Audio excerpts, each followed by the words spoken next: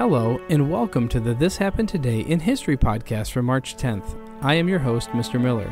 This podcast will cover a number of topics that happened on this date in history. Please visit the podcast webpage at thishappenedtoday.buzzsprout.com. There you can download the notes page, which will help you organize the information as well as develop your own ideas on how these events changed the world around us. If you are interested in hearing more, please consider subscribing so you will not miss out on what happens tomorrow in history. In 2006, NASA's Mars Reconnaissance orbiter had parked itself in an elliptical orbit around the planet. There was a tense period of radio silence when the spacecraft passed behind Mars. The probe steadily reduced the size of its orbit until it reached an optimal position to start its studies. The Mars Reconnaissance orbiter examined the surface and atmosphere a great deal. The spacecraft's engines fired, slowed the speed, and this allowed it to be captured by Mars's gravity.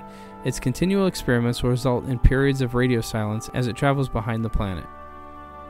On this date in 1964, the first Ford Mustang was manufactured and ready for release on April 17th. Ford Vice President Lee Iacocca had been lobbying for a poor man's Thunderbird since 1961, but the finished product, the Falcon-based Ford Mustang, didn't become reality for another 3 years. After years of hinting at such a vehicle with concept cars like the Allegro and the Mustang II, and weeks of public teasing before the official event, Ford unwrapped the Mustang at its stand at the World's Fair in New York City on April 17, 1964. That was roughly 1 month after the first Mustang rolled off the assembly line, but it was the very same day cars arrived at Ford dealers. To say that the Ford Mustang was welcomed by the public is an understatement. After 6 weeks on the market, the Ford Mustang was the best-selling compact car in America. By April 17th of 1965, 1 year later, Ford had sold just shy of 419,000 Mustangs, or 4 times more than Iacocca's original sales volume target. In 1906, an underground fire sparked a massive explosion that spread through a series of mines, killing over 1,000 men and boys in Corrèze, France. The Corrèze Colliery in northern France was a complex series of mines near the Pas de Calais mountains.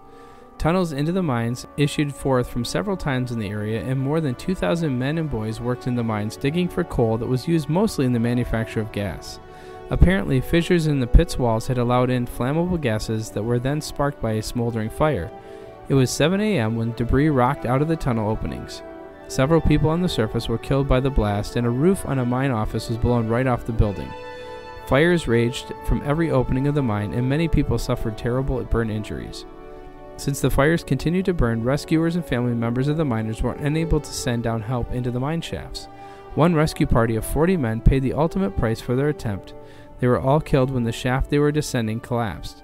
Soon, French soldiers were called in to help establish order from the mounting chaos outside the mine. In the end, the casualty toll from this disaster was 1,060 miners killed, with hundreds more suffering serious injuries. You have been listening to the This Happened Today in History podcast for March 10th. I thank you for listening, and I hope that you have enjoyed learning about the historical events from the past.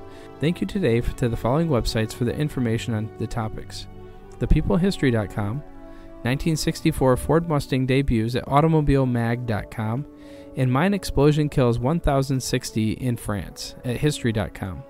The music used as the background track for this podcast is Americana, created by Kevin MacLeod on Incompetech.com. If you have enjoyed this information and would like to hear more, please consider subscribing, as this will keep the historical events in your feed in the morning for each day. I hope you have a great day.